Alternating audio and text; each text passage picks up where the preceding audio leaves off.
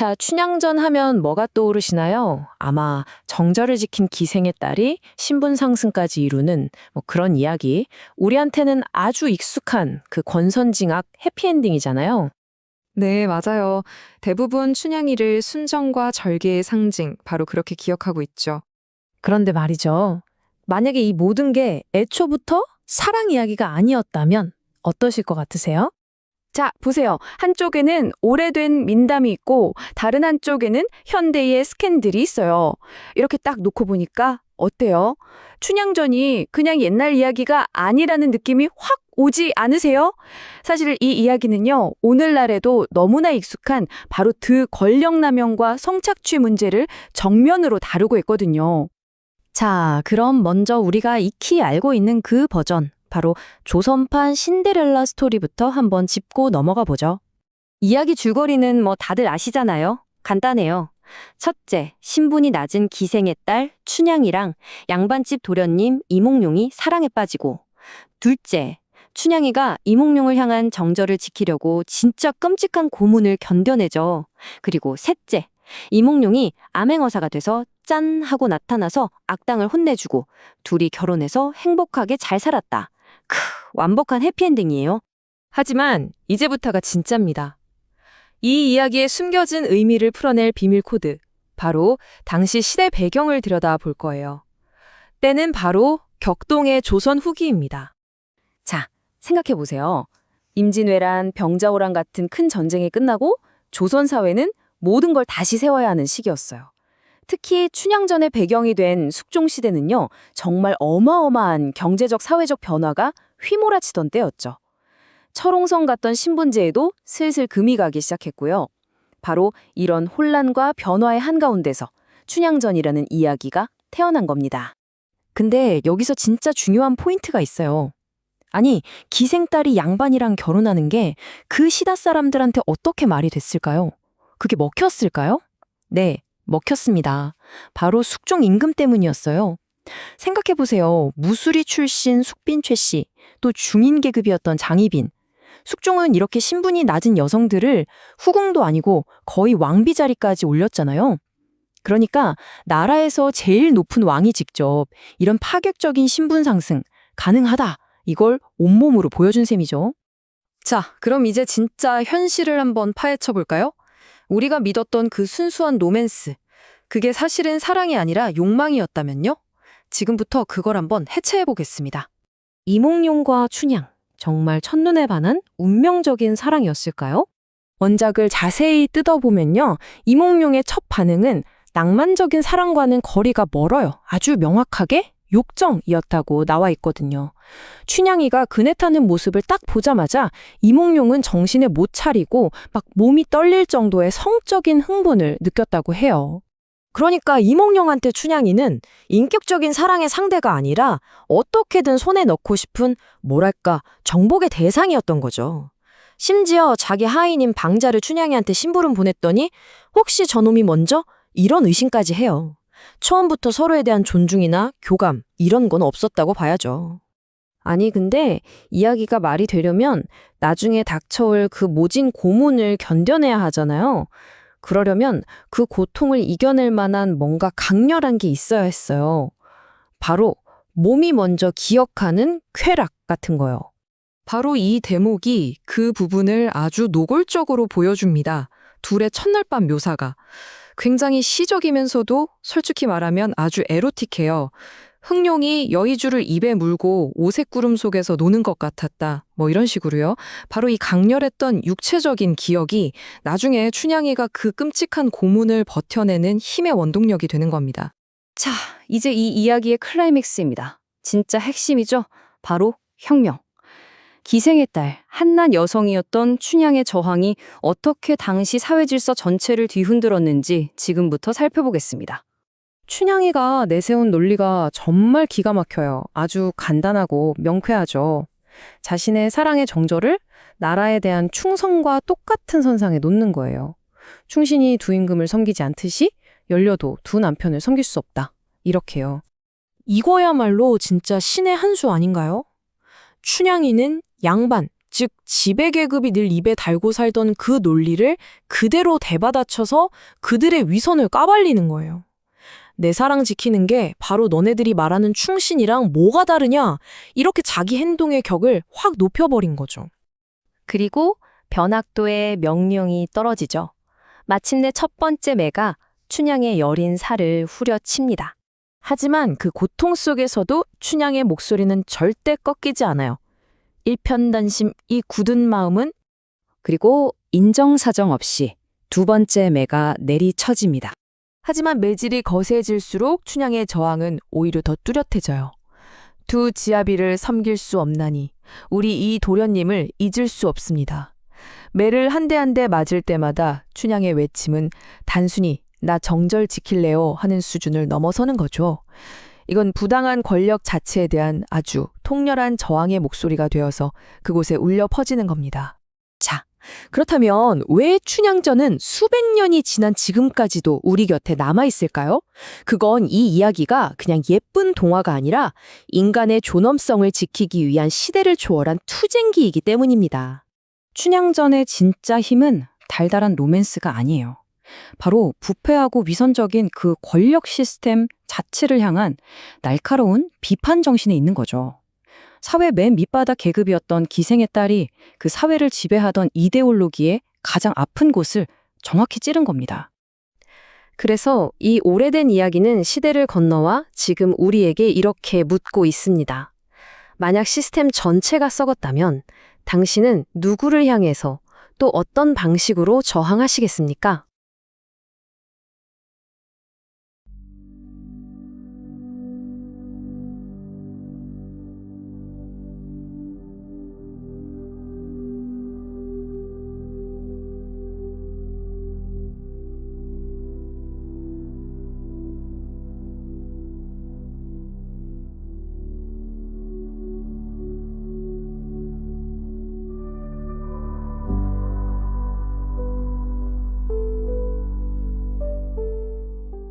안녕하세요.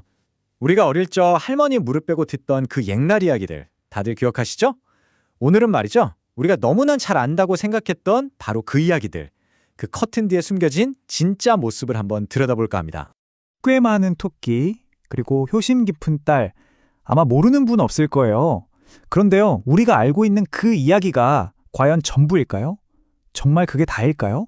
만약에요, 우리가 그냥 교훈적인 이야기구나 하고 넘겼던 그 동화들이 사실은 소름 돋는 권력 다툼을 그린 정치 스릴러거나 한 가족을 송두리째 무너뜨리는 무서운 이데올로기, 그리고 그 안에 담긴 깊은 트라우마를 그린 심리 드라마라면 어떠시겠어요? 그래서 오늘 저희가 할 이야기는 이렇습니다. 먼저 별주부전, 이 토끼의 정치 게임이 얼마나 치열한지 한번 보고요. 그 다음엔 심청전으로 넘어가서 그 효도라는 것의 대가가 얼마나 무거웠는지, 그 속에 어떤 트라우마가 숨어 있는지 깊숙이 파고들어 보겠습니다. 자, 그럼 바로 첫 번째 이야기부터 시작해볼까요? 별주부전의 세계로 한번 풍덩 빠져보시죠. 보통 이 이야기하면 똑똑한 토끼가 멍청한 자라랑 용왕을 골탕 먹이는 그런 재치 있는 이야기 정도로 생각하잖아요. 근데 원전을 깊이 들여다보면요, 이건 완전히 다른 이야기가 됩니다. 토끼, 자라, 용왕, 누구 하나 순진한 사람이 없어요. 다들 서로의 약점을 어떻게든 물고 뜯어서 자기 이익을 챙기려는 정말 지독하게 현실적인 권력 싸움의 축소판인 거죠. 이 이야기 전체를 꿰뚫는 아주 중요한 키워드가 바로 이 간 빼먹기입니다. 이게 그냥 문자 그대로 토끼 간이 필요하다 이런 차원이 아니에요. 모든 등장인물이 서로의 간, 그러니까 상대의 가장 중요한 걸 빼먹으려고 온갖 머리를 굴리는 그런 처절한 두뇌 싸움을 그리고 있는 겁니다. 이 부분, 자라가 토끼를 꼬시는 방법, 이거 정말 대단합니다. 거의 현대심리학 교과서에 나올 법한 수준이에요. 보세요. 첫째, 독수리니 사냥꾼이니 하면서 불안감을 막 부풀리죠. 둘째, 용궁에 닿으면 온갖 쾌락이 널려있다, 욕망을 자극하고요. 그리고 결정타, 아니 선생님 같은 대단한 분이 왜 이런 총구석에 썩고 계십니까? 하면서 자존심을 딱 건드리는 거죠. 이거 넘어가지 않을 수가 없죠. 완벽한 설계예요. 자, 이렇게 보면 자라의 계획이 거의 성공한 것처럼 보이죠. 하지만 토끼가 용궁에 딱 도착해서 이제 꼼짝없이 죽게 생겼다. 바로 그 순간부터 진짜 게임이 시작됩니다. 토끼의 반격, 정말 상상을 초월합니다. 죽기 일보 직전에 용왕한테 뭐라고 하는지 아세요? 폐하, 제 간을 꺼내 드리기 전에 기력을 좀 회복해야 하지 않겠습니까? 저를 여기까지 데려온 저 자라, 저놈을 푹 고아서 탕으로 만들어 먼저 드시죠. 와, 이 한마디에 순식간에 공격자와 희생자의 위치가 완전히 뒤바뀌어 버리는 겁니다. 근데 이야기는 여기서 끝나지가 않아요. 더 지독해집니다. 이제 살려달라고 비는 자라한테 토끼가 뭘 요구하는지 보세요. 죽기 싫어? 그럼 네 아내를 하룻밤 나한테 보내. 이건 그냥 생존 게임이 아니에요. 승자가 패자의 모든 걸, 심지어 가장 치욕적인 것까지 빼앗을 수 있다는 권력의 속성을 아주 적나라하게 보여주는 거죠. 그럼 이 말도 안 되는 제안을 자라는 어떻게 했을까요? 여기서 건도라는 개념을 꺼내듭니다. 이게 뭐냐면 원칙도 좋지만 일단 살고 봐야 하는 거 아니냐. 위기 상황에서는 수단 방법 가릴 게 아니다. 이런 논리예요. 한마디로 자기 행동을 합리화하는 거죠. 명분과 현실 사이에서 아주 처절하게요. 자, 그런데 이 이야기의 진짜 소름 돋는 부분은 여기가 끝이 아니라는 겁니다. 겨우 용궁에서 탈출해서 이제 살았구나 하고 안심하는 그 순간 하늘에서 독수리가 휙 나타나서 토끼를 확 낚아채 가요. 바로 이 지점. 이게 이 이야기가 우리한테 진짜 하고 싶은 말이에요. 인생에서 생존이란 건 단 한 번의 승리로 끝나는 게 아니다. 위기는 계속해서 다른 얼굴로 찾아오고 우리는 거기에 맞서 영원히 싸워야 한다는 그런 냉혹한 현실을 보여주는 겁니다. 자, 정말 숨막히는 정치 스릴러였죠. 그럼 이제 분위기를 바꿔서 두 번째 이야기로 넘어가 보겠습니다. 우리에겐 효의 대명사 같은 이야기죠. 바로 심청전입니다. 우리가 심청전 하면 보통 뭘 떠올리죠? 아, 정말 착한 딸이 아버지를 위해 자기를 희생하고 나중에 복받아서 행복해졌다. 이런 감동 스토리잖아요? 근데요, 이것도 껍질을 한꺼풀 벗겨보면 완전히 다른 이야기가 나옵니다. 이건 아름다운 효도 이야기가 아니라 효라는 이름의 사회적 압박이 어떻게 한 개인과 가정을 파괴하는지를 고발하는 아주 날카로운 사회 비판서에 가깝습니다. 이 이야기의 모든 갈등은 바로 효라는 이데올로기에서 시작돼요. 물론 부모를 공경하는 마음 아름답죠. 하지만 이게 때로는 개인의 삶을 짓누르고 희생을 당연하게 여기게 만드는 무서운 사회적 압력으로 작동하기도 했다는 겁니다. 이 문장, 죽은 조상이 살아있는 아내를 쫓아낸다. 이게 심청전 비극의 시작을 정확히 꿰뚫고 있어요. 무슨 말이냐면 신봉사가 가문의 대를 이어야 한다, 조상님을 잘 모셔야 한다, 이 생각에만 사로잡혀서 정작 자기 옆에 있는 아내 곽씨 부인을 돌보지 못했다는 거예요. 결국 곽씨 부인은 과로로 죽게 되죠. 보이지 않는 조상을 섬기느라 살아있는 가족을 희생시킨 아이러니한 상황인 겁니다. 자, 이렇게 사회적인 비판을 넘어서서 이제 이야기의 주인공 심청의 마음속으로 한번 들어가 보죠. 그 깊은 트라우마를 들여다볼 시간입니다. 여러분, 한번 생각해 보세요. 도대체 왜 어린 소녀가 자기 목숨을 던지는 걸 당연하게 받아들였을까요? 아버지 눈뜨게 하겠다는 그 이유 하나만으로요. 형식적으로는 잘 이해가 안 가잖아요? 심리학에서는 이걸 희생양 콤플렉스라는 말로 설명하기도 해요. 그러니까 나 때문에 엄마가 돌아가셨어. 나 때문에 아버지가 더 고생하셔. 이런 식으로 가족의 모든 불행이 자기 탓이라고 생각하게 되는 거예요. 이 죄책감이 너무 크니까 자기를 희생해서라도 이 모든 불행을 끝내고 싶다는 그런 극단적인 생각으로 이어졌을 거라는 분석이죠. 그런데 여기서 끝이 아닙니다. 현대적인 시각으로 보면 이 이야기는 훨씬 더 어둡고 충격적인 모습으로 우리에게 다가옵니다. 자, 결론부터 말씀드릴게요. 현대의 어떤 해석은 이렇게 말합니다. 심청조는 숭고한 희생 이야기가 아니라 끔찍한 인신매매의 기록이다. 공양 및 삼박석에 딸을 팔아넘기는 행위, 이걸 어떻게 희생이라고 포장할 수 있느냐는 거죠. 이 관점으로 보면요, 심청이가 간 용궁은 무슨 신비로운 바닷속 세상이 아니라 인신매매로 팔려간 소녀들이 갇혀있던 바다 건너의 사창가, 뭐 그런 곳의 은유라는 정말 충격적인 해석까지 나오게 됩니다. 정말 이야기들이 하나같이 만만치가 않죠? 그럼 여기서 이런 질문이 생깁니다. 왜 이렇게 어둡고 불편하고 복잡한 이야기들이 수백 년이 지난 지금까지도 사라지지 않고 우리 곁에 남아있는 걸까요? 이 이야기들이 지금까지 살아남은 이유는요, 착하게 살면 복 받는다 같은 단순한 교훈 때문이 아니에요. 오히려 그 반대죠. 권력이란 얼마나 잔혹한 싸움인지, 우리가 믿는 신성한 가치들이 어떻게 사람을 억압하는 도구가 될 수 있는지, 살아남는다는 게 얼마나 복잡하고 때로는 지저분한 일인지, 이런 불편한 진실들을 그대로 담고 있기 때문입니다. 완벽한 영웅도 완전한 악당도 없는 이 세상에서 살아가는 바로 우리들의 모습을 비추는 거울이기 때문에 지금까지도 힘을 잃지 않는 거죠. 오늘 우리가 당연하게만 여겼던 옛날 이야기들이 사실은 얼마나 다른 얼굴을 하고 있는지 함께 봤습니다. 그렇다면 혹시 우리가 지금껏 잘못 알고 있었던 또 다른 이야기는 없을까요?